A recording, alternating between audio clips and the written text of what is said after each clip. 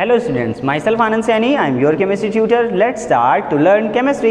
Student ये जो आपका वीडियो लेक्चर है, ये वीडियो लेक्चर आपका Hindi medium and English medium both classes के लिए कंबाइन होने वाला है, हिंदी और इंग्लिश दोनों ही लैंग्वेजेस में। आज आप समझेंगे इस चैप्टर को, बहुत इंपॉर्टेंट चैप्टर है आपका। मिनिमम आपका 5 मार्क्स का तो आएगा ही आएगा एटलीस्ट। सो इंपॉर्टेंट चैप्टर है, थोड़ा सा न्यूमेरिकल बेस्ड भी है और बहुत सारी चीज़ें रिड्यूस हो चुकी हैं सिलेबस में। तो आपको यहाँ से एक सिलेक्टेड पॉइंट ऑफ व्यू पर कुछ एक चीज़ें मिलने वाली हैं। चलिए स्टार्ट करते हैं हम अपना चैप्टर। तो हमारा चैप्टर है केमिकल काइनेटिक्स, रासायनिक बलगत की। पहला टॉपिक जो आपका यहाँ से स्टार्ट होगा वो है rate of reaction. What is the rate of reaction, होता क्या है अभिक्रिया का वेग। सबसे पहले हमें जो बात करनी है वो इसी के बारे में करनी है। तो अभिक्रिया का वेग के बारे में कहा जाता है कि किसी भी अभिक्रिया का वेग उसमें किसी भी अभिक्रिया में प्रयुक्त अभिकारक पदार्थ या उत्पाद पदार्थ की सांद्रता में होने वाले परिवर्तन को विद द टाइम जो चेंजेस हो रहे हैं किसी भी रिएक्शन के लिए, उसके प्रोडक्ट या फिर रिएक्टेंट के कंसंट्रेशन में, उसे हम लोग बोलते हैं rate of reaction. So what is the exactly statement, परिभाषा क्या होगी। तो rate of reaction that mean अभिक्रिया के वेग की जो परिभाषा है उसमें आपको ये बताया जाता है कि किसी एक निश्चित समय के साथ साथ किसी अभिकारक पदार्थ अथवा उत्पाद पदार्थ की सांद्रता में होने वाले परिवर्तन को हम अभिक्रिया का वेग कहते हैं। सो एग्जैक्टली आप इंग्लिश में भी ऐसे ही बोलते हैं, what is the rate of reaction. तो the rate of the reaction is the change in concentration of reactant or product with the time, that is called rate of reaction. It is denoted by the dx upon dt. So let us consider a reaction that is A plus B gives that product. It is denoted by dx upon dt. dx upon dt is concentration A into concentration B and power A power B. Okay, so this is the rate of reaction. आप proportional का sign हटाइएगा, k A B where dx upon dt equal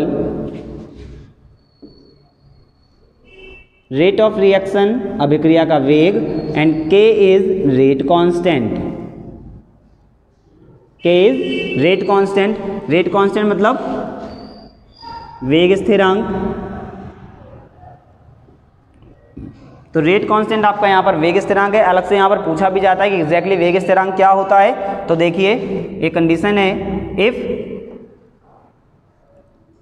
concentration of A and concentration of B equal to 1 mole per litre, on that case then dx upon dt equal to k। So dx upon dt आपका क्या है, rate of reaction है, अभिक्रिया का वेग है, और k क्या है, वेग स्थिरांक है। तो यहाँ से k की परिभाषा आप क्या बताएंगे। तो k की परिभाषा यहाँ से बताई जाती है, अभिक्रिया के वेग को ही आप वेग स्थिरांक कहते हैं। कब कहते हैं, जब अभिक्रिया में प्रयुक्त अभिकारक पदार्थों के मोलर सांद्रण इकाई होते हैं। When the molar concentration of reactants are unit, on that time the rate of reaction is equal to the rate constant. Okay, so this is the rate constant, exactly the topic. अब आप कुछ और छोटा सा एक point है, unit specially पूछा जाता है आपसे कि यूनिट क्या होता है रेट कांस्टेंट का, या सॉरी रेट ऑफ रिएक्शन का। तो यूनिट बताया जाता है मोल per litre into second inverse. मोल per litre into second inverse, आप इसको ऐसे भी लिखते हो, mole into litre inverse into second inverse. ये अभिक्रिया वेग के लिए रेट ऑफ रिएक्शन के लिए आपका यूनिट बता दिया जा रहा है। यूनिट मतलब मात्रक होता है बेटा, ठीक। तो अभी हम लोगों ने डिस्कस किया कि अभिक्रिया का वेग क्या है, एग्जैक्टली रेट ऑफ रिएक्शन क्या है। उसके लिए अगर आप चाहें फॉर्मूला, तो फॉर्मूला आपको ऐसे बता दिया जाता है कि dx upon dt। What is the dx upon dt, dx upon dt अभिक्रिया का वेग होता है। ये मैं लिख भी दिया हूँ आपको, dx अपॉन dt क्या होता है, अभिक्रिया का वेग होता है। तो एग्जैक्टली आपसे कहा जा रहा है कि अभिक्रिया का वेग क्या है, dx अपॉन dt क्या है। तो dx अपॉन dt अभिक्रिया का वेग है। इसके लिए आपको जो डेफिनेशन चाहिए थी उसके बिहाफ पर फॉर्मूला बताया गया है कि change in the concentration of product और reactant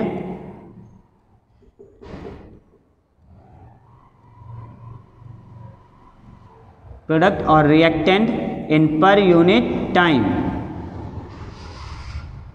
okay, so with the time जो चेंजेस होते हैं कंसंट्रेशन में किसके, रिएक्टेंट के या फिर प्रोडक्ट के, उसे हम लोग बोलते हैं dx/dt, that is rate of reaction, अभिक्रिया का वेग। तो छोटी छोटी कुछ चीजें यहाँ पर, जैसे अभिक्रिया वेग की परिभाषा क्या होती है उसके बारे में बताया गया, उसका मात्रक क्या होता है, कहाँ से आता है, और मोस्ट इंपॉर्टेंट ये भी आपसे कई बार पूछा गया है कि अभिक्रिया का वेग स्थिरांक क्या होता है। तो वेग स्थिरांक के लिए आपको पॉइंट बताया गया कि वेग स्थिरांक क्या है, अगर अभिकारक पदार्थों की सांद्रता इकाई है उस केस में जो अभिक्रिया का वेग होता है वही उसका वेग स्थिरांक कहलाता है। ओके, इंग्लिश में आप इसी को ऐसे बोलते हो, if the molar concentration of reactant molecule is unit on that time the rate of reaction is called rate constant. This is the exactly statement, आप फिर से समझ लीजिए, rate of reaction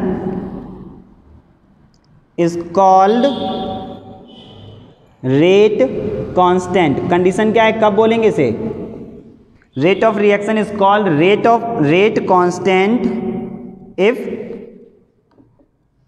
if molar concentration of reactant molecule is unit. ठीक है, reactant molecule का अगर molar concentration unit है on that time the rate of reaction is called rate constant. Okay, so this is the very first topic, write down. Now look at here, आपसे जो question पूछते हैं, एक numerical based छोटा सा point है, उसको भी हम लोग जल्दी से देख ले रहे हैं। ये सारी चीज़ें आपको नोट्स के थ्रू मिल जाएंगी, तो आप वहाँ से नोट डाउन कर लीजिएगा, अभी जस्ट आपको केवल समझना है। ओके, तो चलो देखते हैं। जैसे एक क्वेश्चन है आपका,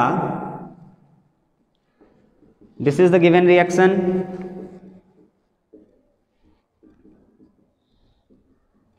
अब कह रहे हैं कि इस रिएक्शन के लिए आपको इसका रेट ऑफ रिएक्शन फाइंड करना है, अभिक्रिया का वेग क्या होगा, रेट ऑफ रिएक्शन इसका बताना है आपको। Okay, so what is the rate of reaction, चलिए देखिएगा। Rate of reaction of reactant molecule, reactant मतलब बेटा अभिकारक अणु,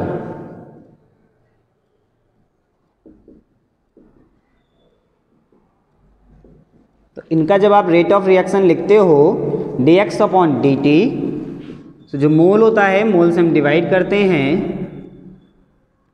एंड साइन आप देखिएगा नेगेटिव साइन यूज करते हैं, delta concentration A/ΔT minus 1/B delta concentration of B and delta T exactly rate of reaction of product molecule.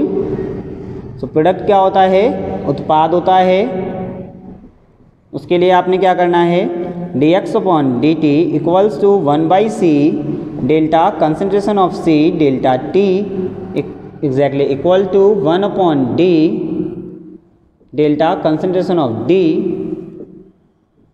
Delta T। So आप देखिए रेट ऑफ रिएक्शन अगर आप देख रहे हैं, फाइंड कर रहे हैं रिएक्टेंट का और प्रोडक्ट का, तो आपको एक बड़ा बेसिक सी चीज़ दिखाई पड़ेगी, समझ में आएगी क्या, जब हम लोग रेट ऑफ रिएक्शन ले रहे हैं, फाइंड कर रहे हैं रिएक्टेंट मॉलिक्यूल का, तो हमारा साइन कौन सा यूज़ हो रहा है, नेगेटिव साइन यूज हो रहा है, बट यहाँ पर आप देखिए प्रोडक्ट के साथ में साइन कौन सा यूज़ हो रहा है, पॉजिटिव साइन यूज़ हो रहा है। What is the reason behind that, क्या कारण है कि हम लोग रिएक्टेंट के साथ में नेगेटिव साइन यूज़ कर रहे हैं। सो बहुत ही बेसिक सा पॉइंट है। एक्चुअली आपका प्रोडक्ट बनेगा कैसे, तो प्रोडक्ट तो तभी बनेगा ना जब रिएक्टेंट आपस में रिएक्ट कर रहे होंगे, अभिक्रिया हो रही होगी कुछ ना कुछ, और ये ऑब्वियस है कि जब अभिक्रिया हो रही है तो रिएक्टेंट मॉलिक्यूल जितने भी अभिकारक हैं उनकी वैल्यू कम होती जाएगी ना, अमाउंट कम होगा, क्योंकि वो आपस में रिएक्ट कर रहे हैं तभी तो उत्पाद बन रहे हैं। एक टाइम ऐसा आएगा जब आपका ये अभिकारक अणु पूरा कंप्लीटली खत्म हो जाएगा। सो एग्जैक्टली यही पॉइंट है कि जो रिएक्टेंट मॉलिक्यूल हैं वो धीरे धीरे कम होते जाते हैं और प्रोडक्ट आपका बनता जाता है। So the negative sign is shows here, this is the decrement of the concentration for reactant molecule. अभिकारक अणु की मात्रा घट रही है, कम हो रही है, यहाँ नेगेटिव साइन हमें केवल इतना ही प्रदर्शित करता है। ओके, तो जब भी आपसे क्वेश्चन आएगा ऐसे कोई भी रिएक्शन दे दिया जाएगा, सपोज आपके पास रिएक्शन आएगा, बोलेंगे कि ये रिएक्शन लिखा हुआ है N2 + 3H2 gives that 2NH3, आप इसके लिए मुझे रेट ऑफ रिएक्शन बताइए। ऐसे कोई भी रिएक्शन आ सकती है कि निम्नलिखित अभिक्रिया के लिए वेग ज्ञात कीजिए, निम्नलिखित अभिक्रिया में अभिकारक और उत्पाद पदार्थों का वेग ज्ञात कीजिए। तो अब अभिकारक के लिए क्या लिखोगे आप, dx upon dt equal to यहाँ तो कोई मोल लिखा नहीं हुआ है, so nothing is here, just आप माइनस साइन यूज करिएगा, delta N2 upon delta T equals to -1/3 delta H2 upon delta T। कई बारी टाइम आपको गिवन रहता है रिएक्शन की, रिएक्शन इतनी देर में कंप्लीट हो रही है, तो जब आपको टाइम दिया जाएगा तो आप वो वाला टाइम उसी के बिहाफ पर वैसे यूज़ करिएगा। Exactly dx upon dt equals to 1/2 delta NH3 upon delta T। बस आपको ऐसे केवल रेट ऑफ रिएक्शन फाइंड कर देना होता है, जैसा भी क्वेश्चन आएगा वैसे आपने इसी तरीके से सॉल्व करना होगा। ओके, टाइम दिया जाएगा तो टाइम आप यूज़ कर लेंगे। तो अच्छा एक चीज़ यहाँ पर जो डेल्टा यूज़ हो रहा है, what is the mean of delta? So the delta का मतलब है बेटा यहाँ पर डेल्टा, यहाँ पर हमें ये शो कर रहा है कि चेंज हो रहा है, कुछ कम हो रहा है, ज़्यादा हो रहा है, जो भी अल्टरनेट्स हो रहे हैं उसको यहाँ पर शो करता है डेल्टा। डेल्टा का मतलब है चेंज, तो यहाँ पर चेंज को प्रदर्शित करता है, क्या परिवर्तन हो रहा है, कितना परिवर्तन हो रहा है अभिकारक या उत्पाद पदार्थ में, रिएक्टेंट और प्रोडक्ट मॉलिक्यूल में, वो डेल्टा से हमें पता चलता है। ठीक है, तो डेल्टा का मतलब ही होता है कि चेंज हो रहा है। अब वो चाहे change with the time, time में कुछ चेंजेस हो रहा होगा, कंसंट्रेशन में कुछ चेंजेस हो रहा होगा, इसलिए हम लोग डेल्टा यूज़ करते हैं। ओके, सो इस तरीके से आपका क्वेश्चन आता है और ऐसे ही आपको करना होता है। बहुत सारे रिएक्शंस आएंगे, वो सब आप करेंगे। तो चलिए नेक्स्ट, इसके बाद में आपको अगला क्वेश्चन है, उस क्वेश्चन को भी देख लेते हैं। लेकिन एक छोटा सा पॉइंट है, जैसे कई बार पूछ लिया जाता है कि जो रेट ऑफ रिएक्शन है, जो अभिक्रिया का वेग है, उसे प्रभावित करने वाले कारक कौन कौन से हैं, जल्दी से देख लेते हैं उसे भी। ये सारी चीज़ें आप नोट डाउन कर लीजिएगा, साथ में नोट कर रहे हैं तो करते चलें, बाकी आपको नोट्स भी प्रोवाइड कर दिए जाएंगे।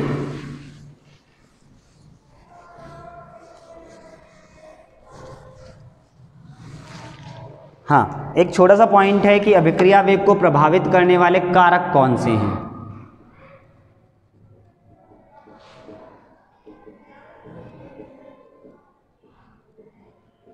अभिक्रिया वेग को प्रभावित करने वाले कारक,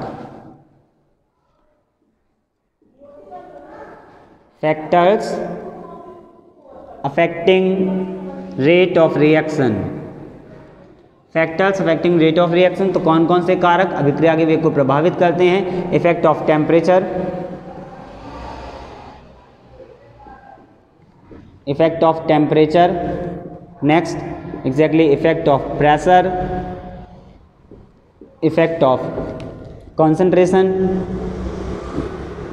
द कंसंट्रेशन ऑफ रिएक्टेंट और product molecule, no issue, mostly reactant molecule का ही हम लोग यूज़ करते हैं। नेक्स्ट है आपका nature of reactant, nature of reactant, next presence of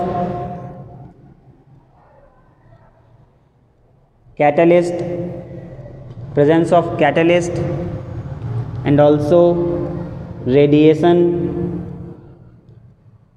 and many moles. बहुत सारे और भी फैक्टर्स होते हैं, बहुत सारे और भी कारक होते हैं जिनसे अभिक्रिया का वेग प्रभावित होता है। प्रभावित होने का मतलब या तो बढ़ेगा या तो घटेगा, जो चेंज होगा रेट ऑफ रिएक्शन, वो ये फैक्टर्स लिखे गए हैं। जैसे आप जानते हो टेम्परेचर रेज करते हैं, जैसे जैसे हम लोग टेम्परेचर बढ़ाते हैं अभिक्रिया का वेग बढ़ता जाता है। तो क्या रीज़न है? वैसे तो अभी आपका एक कोलिजन थ्योरी है, वो इस चैप्टर से अभी आपका रिड्यूस सिलेबस में हट चुका है, वो थ्योरी आपको पढ़ना नहीं है, सिलेबस में नहीं है, अदरवाइज आप बुक से पढ़ सकते हैं। उसी के बिहाफ पर आपका बताया जाता है कि कोई रिएक्शन होती कैसे है, क्या कुछ रीजन्स हैं।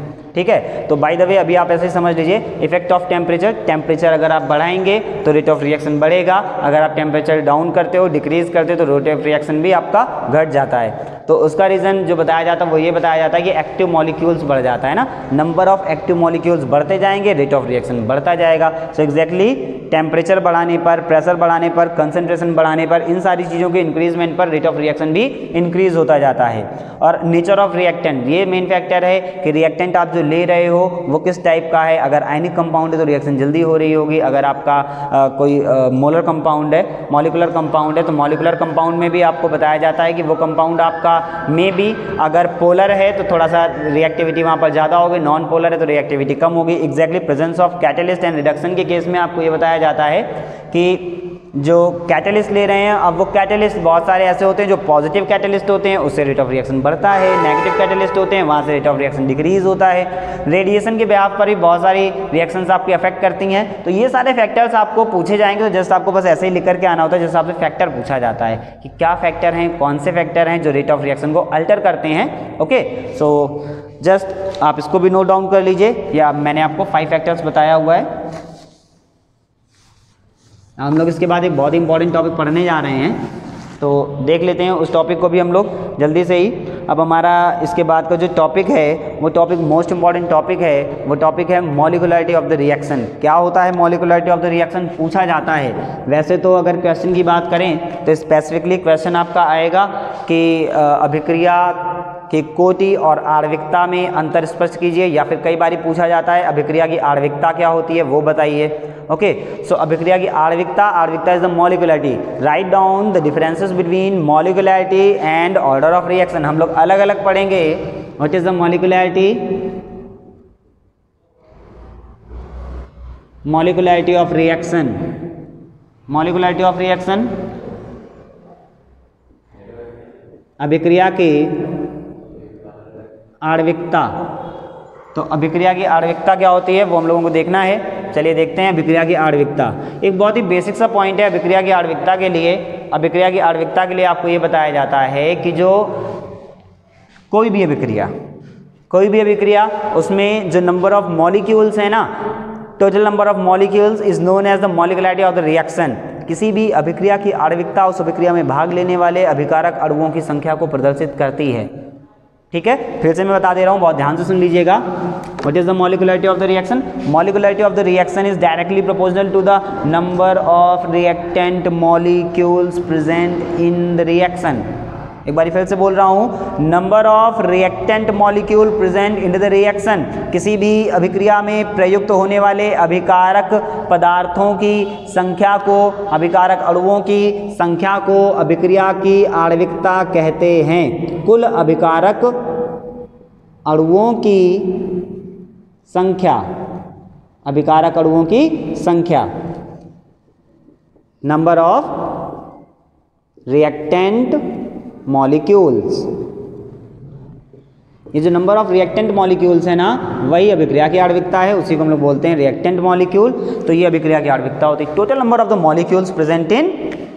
अब देखो जरा, जैसे इसी के ब्याह पर आपको बोला था टाइप्स ऑफ रिएक्शन, तो टाइप्स ऑफ रिएक्शन आपको मिलती हैं बहुत टाइप की यहाँ पर।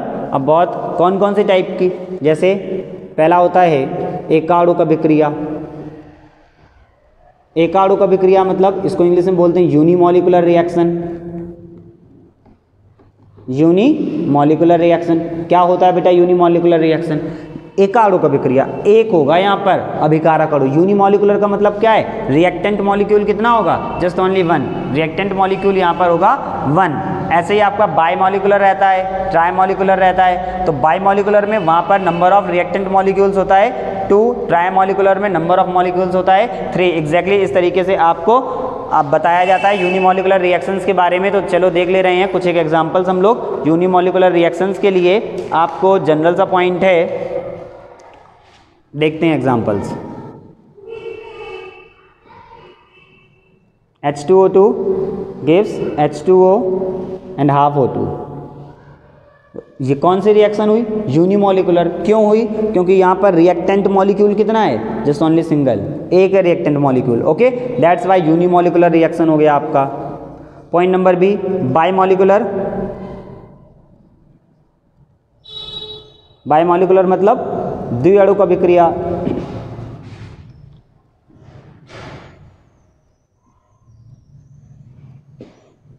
तो बाईमॉलिक्यूलर रिएक्शन कौन सी होगी, द्विअणुक, जिनमें नंबर ऑफ रिएक्टेंट मॉलिक्यूल कितना होगा, 2 होगा। रिएक्टेंट मॉलिक्यूल जहां जिन अभिकारक अणुओं में,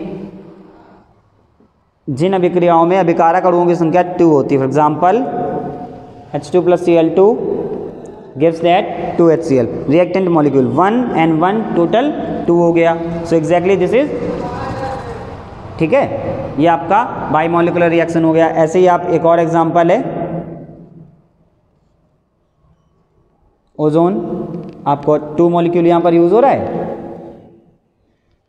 हीट करेंगे तो ऑक्सीजन मिल जाएगा। सो यहाँ पर कितना यूज़ हुआ, 2 मॉलिक्यूल यूज़ हुआ है। तो ये आपका बाई मॉलिकुलर हो गया। ऐसे ही और एग्जांपल आपको अगर देखा जाएगा तो ट्राई मॉलिकुलर के लिए भी आपको मिलता है त्रिअणुक अभिक्रिया। सो बेटा त्रिअणुक अभिक्रिया क्या होगी, ऐसी अभिक्रियाएं जिनमें अभिकारक अणुओं की संख्या होती है 3। Those reactions in which reactant molecules are 3 called trimolecular reactions. तो ट्राइमॉलिकुलर रिएक्शंस में आपको जनरल सा एग्जांपल ऐसे ही मिल जाता है,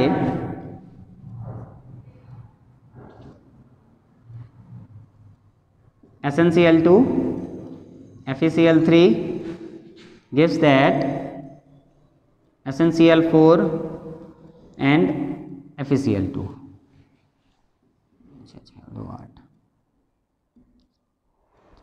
okay, this is a trimolecular reaction. अब ये ट्राइमॉलिकुलर क्यों है, क्योंकि यहाँ पर टोटल नंबर ऑफ मॉलिक्यूल्स कितना है, 3 है ना। यहाँ पर आप देख रहे थे इन दोनों ही रिएक्शंस में total number of reactant molecules कितना मिल रहा था, 2 मिल रहा था। ये आपका एकाणुक थी, यूनिमॉलिकुलर थी। क्यों थी, क्योंकि यहाँ पर रिएक्टेंट मॉलिक्यूल कितना था, 1 था।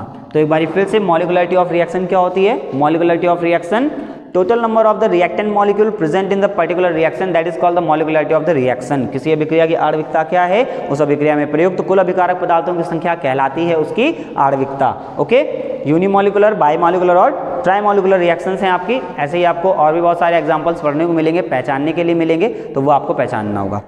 जनरली जब यहाँ से डिफरेंसेस पूछा जाता है कि अभिक्रिया की आणविकता और कोटि में अंतर स्पष्ट कीजिए, तो ये बात आपको याद रखनी है कि मॉलिकुलरिटी कभी भी 0 नहीं हो सकती है। भाई कोई भी रिएक्शन है, अगर आपको कंप्लीट कराना है तो रिएक्टेंट मॉलिक्यूल तो लेना ही होगा ना।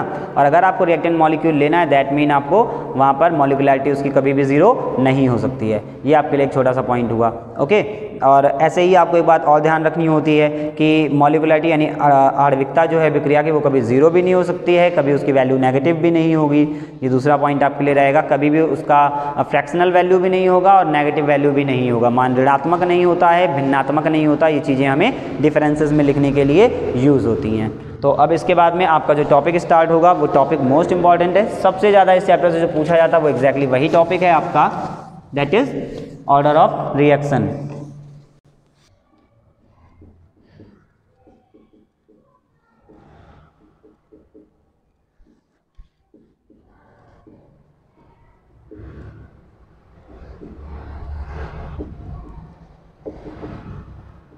Okay, so order of reaction, अभिक्रिया की कोटि, this is your new and next topic. This is most important topic, बहुत ज़्यादा पूछा जाने वाला टॉपिक। आप बोर्ड एग्जाम में देखेंगे कोई भी अनसॉल्व पेपर क्वेश्चन बैंक उठा करके सबसे ज़्यादा पूछा गया इस चैप्टर से तो अभिक्रिया की कोटि पूछी गई है।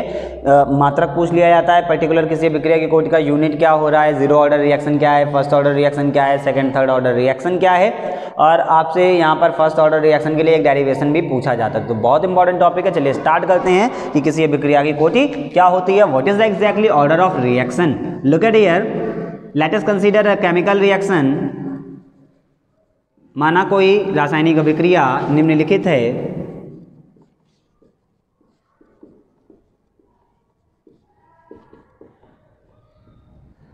Let us consider this is the rate of exactly a chemical reaction. So what is the rate of reaction? According to the law of mass concentration, द्रव्यानुपाती क्रिया के नियमानुसार आप देखोगे concentration of A and B power m power n. So the dx upon dt is the directly proportional to the concentration of reactant molecule. Okay, so this is the chemical reaction. And dx upon dt equal to k a power m n b. Now here comes the order of reaction. Order of reaction मतलब अभिक्रिया की कोटि। अभिक्रिया की कोटि। तो यहाँ से आपको एक चीज़ देखने को मिलती है कि किसी जो अभिक्रिया की कोटि होती है वो एक्चुअली क्या है। यहाँ से आप एक परिभाषा बता सकते हो, पहले हिंदी में सुन लें फिर इंग्लिश में बता दूंगा।